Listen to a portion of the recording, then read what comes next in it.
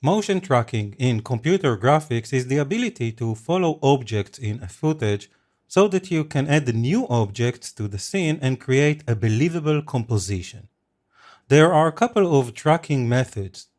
You can track one single point on the screen if you just need the X and Y coordinates, or you can add a second tracker that will calculate the rotation and scale. You can also track masks to isolate something in the shot, which is also known as rotoscoping.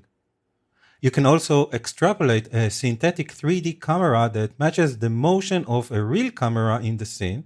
This is known as camera tracking or match moving. And there is also planar tracking, when you are following a surface, for example, a screen or a sign that you want to replace. There are a few more other ways to track, and we are going to cover them in this course, but the basic ingredients of a tracker is these three things. The attach point, which is this plus symbol where the X and Y coordinates data is being collected. And this is where the result will be if we're going to use this data to drive other layers.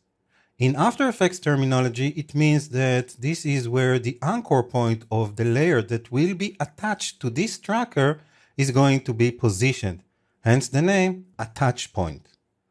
The insert rectangle is known as the feature region, and this is a collection of pixels almost like a snapshot that After Effects is going to be looking at and try to match from frame to frame. The outer rectangle is the search region. That tells the tracker how far to look for this collection of feature pixels in every subsequent frame while tracking.